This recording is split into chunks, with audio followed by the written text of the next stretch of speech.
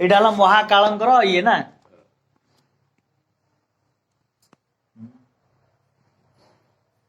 ସମସ୍ତେ କୁହନ୍ତି ମହାକାଳ ମୁଁ ବି ଡାକ ପକାଏ ମହାକାଳ ମୁଁ ମହାକାଳକୁ କେବେ ଦେଖି ନାହିଁ ଯଦି ମହାକାଳଙ୍କର ଜୀବ ଏଇଟା ପ୍ରକୃତିରେ ବାବା କହୁଛନ୍ତି ହେଇଥିବ ଦେବତାଙ୍କର ଜିହ୍ବା ବାବା କହୁଛନ୍ତି ତାହେଲେ ମୁଁ ଆକୁ ମୁଣ୍ଡରେ ମାରୁଛି ଏ ଜଗତର ମଙ୍ଗଳ କାମନା କରୁଛି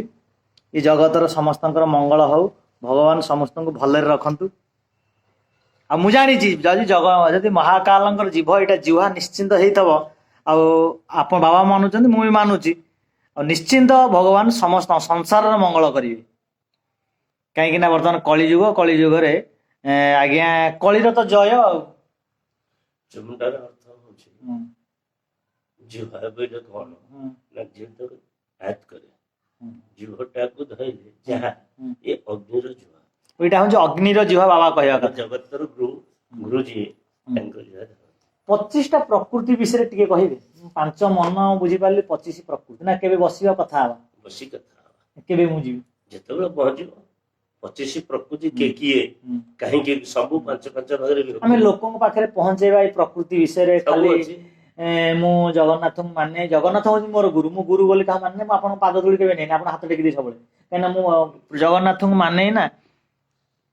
ସେ 25 ପ୍ରକୃତି ବିଷୟରେ ଦିନେ ଆଲୋଚନା କରିବା ଆପଣ ଯେବେ କହିବେ ମୁଁ ଯିବି ଆପଣଙ୍କ ପାଖକୁ ଯୋଉ ମୁହୂର୍ତ୍ତରେ ପହଞ୍ଚିବ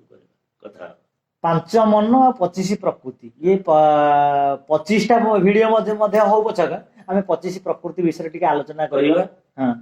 କାରଣ ମୋର ଗୁରୁ ହଉଛନ୍ତି କିଏ ଜାଣିଛନ୍ତି ମୁଁ ଗୁରୁ କାହାକୁ ଗ୍ରହଣ କରିନି ମୋ ଗୁରୁ ହଉଛନ୍ତି ମୋ ମିସେସ୍ ନିଜେ କାରଣ ସିଏ ମତେ ଜଗନ୍ନାଥ ସାଙ୍ଗରେ ମିଶେଇଛି ଆଉ ଜଗନ୍ନାଥଙ୍କର କଣ ମୁଁ ପାଇଛି ସେଇଟା ମୁଁ ଆପଣଙ୍କୁ କହିପାରିବିନି ଆଠେଣୀ ନଥବ କେତେବେଳେ କଣ ଯାଇକିରି ସିଏ ବି ତାର ବି ସିଏ ମାନେ ମୋ ମିସେସ୍ ଜାଣିନି ମୁଁ ମୂର୍ଖଟା ଆଉ ବର୍ତ୍ତମାନ ଯୋଉ କଥାଟା କହିଲ ତୁଳସୀ ଦାସଙ୍କର ଗୁରୁ ପ୍ରଥମ ଗୁରୁ କିଏ ସେ ତାଙ୍କ ବାପା ନା ଜଗନ୍ନାଥ ନା ତା ବି ନୁହଁ ତୁଳସୀ ଦାସଙ୍କୁ ଏ ପଥ ପରିବର୍ତ୍ତନ କରିବାଟା କେବଳ ତାଙ୍କ ସ୍ତ୍ରୀ କେଜାଣି ସିଏ କାହିଁ ତୁଳସୀ ଦାସ କାହିଁ ପୁଅ ଲୋଟସ ଆମେ ତ ତାଙ୍କୁ ଦେଖିଛେ କି ଜାଣିଛେ କି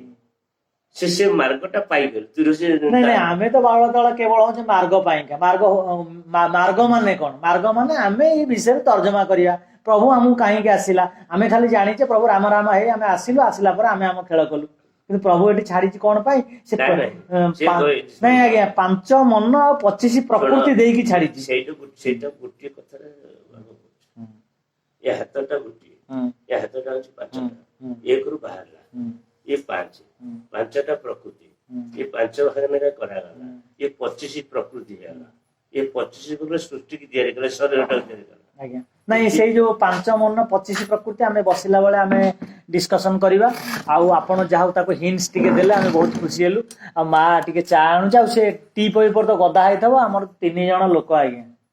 ମା ଟିକେ ବିଲ ବାଡି ଗଲା ରୋଷେଇ ଟିକେ କଲା ମୁଁ ଦୋକାନକୁ ଗଲି ଏମିତି ପେଲି ଠେଲି ଆମେ ଚଳିଯାଉ ଆମେ ଆପଣଙ୍କ ପାଖକୁ ଯାଇ ବସିଲା ପରେ ଆମେ ଆଲୋଚନା କରିବା ଆଉ ଆପଣଙ୍କ କଥାଟା ମତେ ବହୁତ ଭଲ ଲାଗେ ଆଉ ନିଶ୍ଚିନ୍ତ ଆପଣ ମୁଁ ଯୋଉ ଜିନିଷଟା ଖୋଜୁଛି ସେ ଜିନିଷ ଆପଣଙ୍କ ପାଖରେ ପାଇବି ବୋଲି ମୋର ଆଶା ଅଛି ଈଶ୍ୱରଙ୍କ ଦରବାର ଭିତରେ ଯୋଉ ଜିନିଷ ଅଛି ସେଇଟା ହିଁ ପାଇବ ଆଉ ଆଜ୍ଞା ମୁଁ ବାଡି କଦଳୀ ଆଉ ଟେଷ୍ଟ ନିଶ୍ଚିନ୍ତ ଲାଗିବ ଛୋଟ ହେଇଥାଇପାରେ ଚା ଟିକେ ଆଣିବୁ ଯାହା ହଉଛି ରାମ କି କର୍ମ ହଉଛି ରାମ ହଉ ଆଜ୍ଞା ଜଗନ୍ନାଥ ଦୟାରେ ଭଗବାନ ସମସ୍ତଙ୍କର ମଙ୍ଗଳ କରନ୍ତୁ ଏତିକି କାମନା କରୁଛି ଆଉ ବାବାଙ୍କ ସାଙ୍ଗରେ ଆମେ କଥା ହେବା ଆପଣଙ୍କୁ ଅପେକ୍ଷା କରିବା ପାଇଁ ପଡିବ ଆଉ ଟିକେ ସମୟ ଲାଗିବ ନିଶ୍ଚିନ୍ତ ଆମେ ବାବାଙ୍କ ସହିତ କିଛି ଭଲ କଥା ହିଁ ଆପଣଙ୍କୁ ଜଣେଇବୁ ଯୋଉ 5 ମନ 25 ପ୍ରକୃତିର ମୁଁ ଖୋଜରେ ଅଛି ଆଜ୍ଞା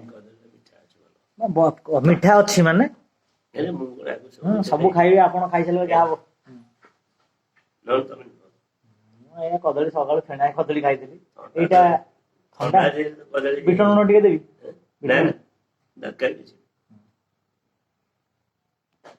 ହଉ ଆଜ୍ଞା ଜୟ ଜଗନ୍ନାଥ।